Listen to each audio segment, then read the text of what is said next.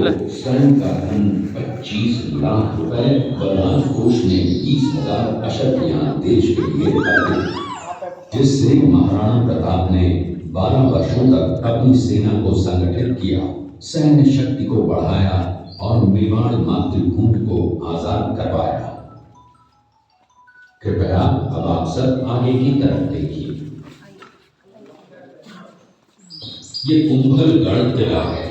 इस किले का प्राचीन नाम मच्छिंद्रगढ़ है।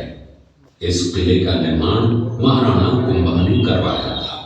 इस किले के अंदर 9 मई 1540 ईस्वी में महाराणा प्रताप का जन्म हुआ था। इस किले की ऊंचाई समुद्र तल से 3568 फीट की है। इस किले की दीवार 36 किलोमीटर तक फैली हुई है। इस दीवार का नाम ग्रेट वॉल ऑफ चाइना के बाद द्वितीय पायदान पर दर्ज है। इस किले के अंदर 360 प्राचीन मंदिर हैं। उन मंदिरों में से जग प्रसिद्ध महादेव का मंदिर सबसे प्राचीन है। कुंभलगढ़ किला यहाँ से 65 किलोमीटर की दूरी पर है। कृपया अब आप सब पीछे की तरफ देखिए।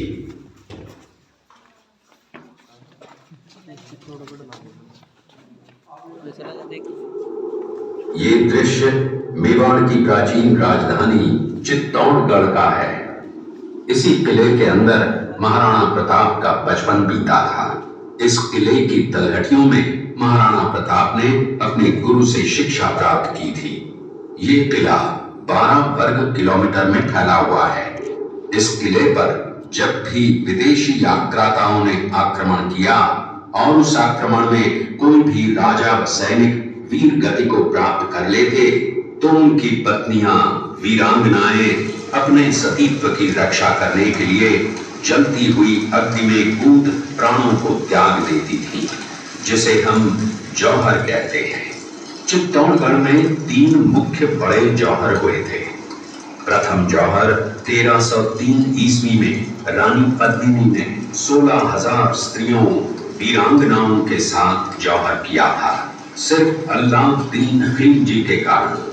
दूसरा जौहर 1535 ईस्वी में गुजरात के शासक बहादुर शाह के आक्रमण के कारण रानी कर्मावती ने वीरांगनाओं के साथ किया। और तीसरा जौहर 1568 ईस्वी में जब अकबर ने चित्तौड़गढ़ पर आक्रमण किया, उसी समय रानी फूलकुंवरी ने 7,000 वीरांगनाओं के साथ जौहर किया। फिर भी अकबर का मन नहीं भरा और अंत में हजारों आम लोगों का कत्लेआम करवाकर उन्हें मौत के घाट उतारा गया। इस किले में देखने योग्य विजय स्तंभ है, कीर्ति स्तंभ, मीरा मंदिर, जैन मंदिर, कालिका माता मंदिर, भामाशाह हवेली, कुंभाश्याम मंदिर, फतेह प्रकाश महल हैं। ये किला यहाँ से 140 किलोमीटर दूरी पर है। ये देखते हुए सभी अतिथि आगे की तरफ चले।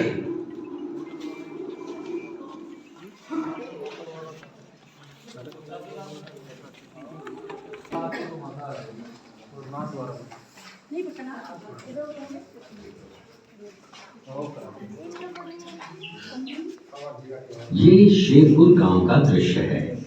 अब्दुल रहीम खान खाना अजमेर का सूबेदार था। जब वो शेरपुर पहुंचा तब इसका पता कुंवर अमर सिंह को चला, जो महाराणा प्रताप के पुत्र थे। अमर सिंह ने शेरपुर छावनी पर अचानक आक्रमण कर दिया। उस आक्रमण में मुगल सेना में भगदड़ मच गई। मुगल सेना को अपनी छावनियों को छोड़कर भागना पड़ा। छावनियों के अंदर से लूटा हुआ माल व अब्दुल रहीम खान खाना, जिसकी बेगम आनी खान को बंदी बनाकर महाराणा प्रताप के सामने पेश किया गया। तब अमर सिंह पर महाराणा प्रताप क्रोधित हुए और कहा, जहां से इस नारी को बंदी बनाकर लाए हो, इसे पुनः ससम्मान लौटा कर आओ। महाराणा प्रताप ने कहा, हमें नारी से कोई दुश्मनी नहीं है, हमें तो देश विद्रोहियों से दुश्मनी है, जिन्होंने चारों तरफ आतंक फैलाया है। महाराणा प्रताप के आदेश का पालन करते हुए कुंवर अमर सिंह ने उस मुगल नारी को ससम्मान छावनी तक पहुंचाया। इस प्रकार महाराणा प्रताप ने अपने क्षत्रिय राजपूत धर्म का पालन किया और पराई स्त्रियों को मां, बेटी और बहन का दर्जा दिया। ये है महाराणा प्रताप का चरित्र और नैतिक उदारता का परिचय।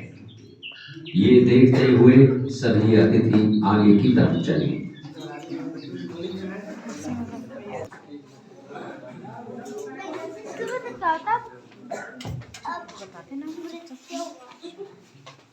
आप लोगों ने चित्तौड़गढ़ का दृश्य देखा। उसी किले के अंदर की ये घटना है।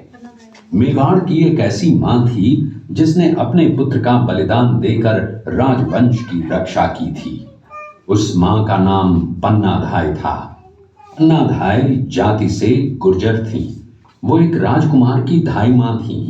दूसरी तरफ हाथ में तलवार लिए खड़ा ये बनवीर सिंह एक दासी पुत्र है। ये कुंवर उदय सिंह की हत्या करके मेवाड़ की राजगद्दी प्राप्त करना चाहता था। एक रात्रि बनवीर सिंह को मौका मिला।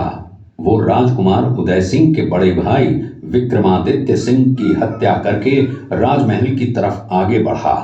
इसकी सूचना पन्नाधाय को लग गई। कुछ समय तक पन्नाधाय चिंतित हुई।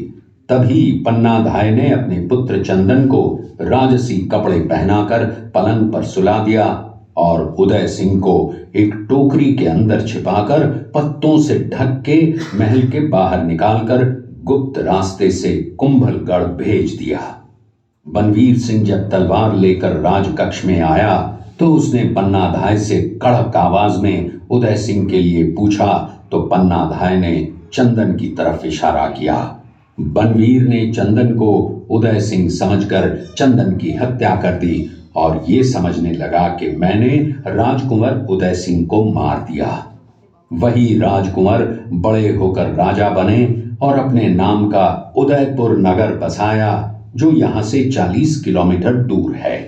और उन्हीं के पुत्र महाराणा प्रताप हुए जिन्होंने हल्दी घाटी का युद्ध लड़ा और आज हम लोग उनका इतिहास यहाँ पर देख रहे हैं। ये देखते हुए सभी अतिथि आगे की तरफ चले।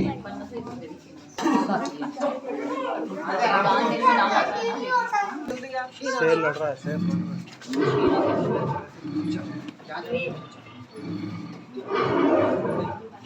गीत निकाल रहा है।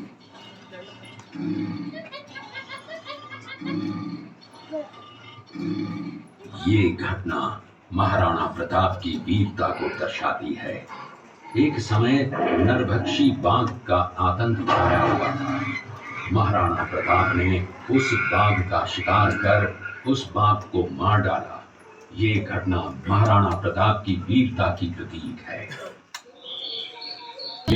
महाराणा प्रताप अपनी प्रतिज्ञा का पालन करते हुए महाराणा प्रताप ने प्रतिज्ञा की थी कि जब तक अपनी मातृभूमि को शत्रुओं से मुक्त नहीं करा लेता तब तक न तो मैं महलों में रहूंगा, न किसी धातु के पात्र में भोजन करूंगा, न किसी गद्दी के बिछौने पर सोऊंगा। पत्ते ही भोजन के पात्र होंगे, जमीन ही बिछौना होगा। इस प्रतिज्ञा का पालन उन्होंने 21 वर्षों तक जंगलों में रहकर किया। इस दृश्य में देखिए महाराणा प्रताप वृक्ष के नीचे बैठकर पत्तों पर खाना खाते हुए। इसी कारण हम आज भी महाराणा प्रताप को श्रद्धा व सम्मान से याद करते हुए देशभक्ति की प्रेरणा प्राप्त करते हैं। ये देखते हुए सभी अतिथि आगे की तरफ चले।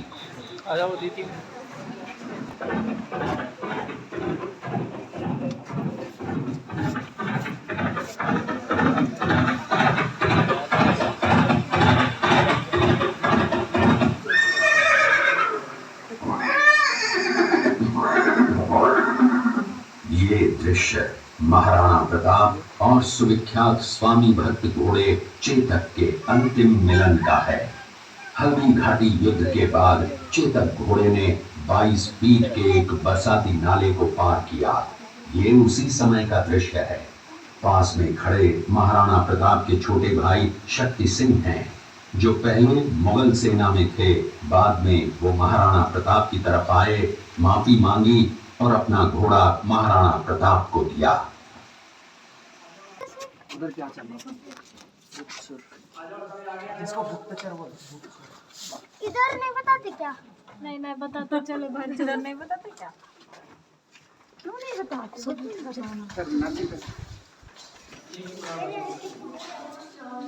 आप ये दोनों साइड सेपरेट जगह, ये महाराणा प्रताप के प्रमुख सेनापति हैं, सहयोगी हैं।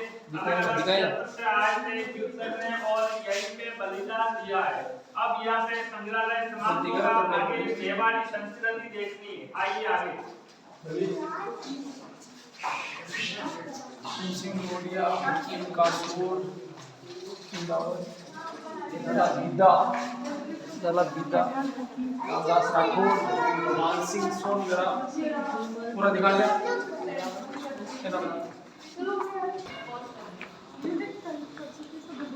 ये बढ़िया लग रहा है, इन बड़ा जी वीडियो सही। चश्मा नहीं देखा तो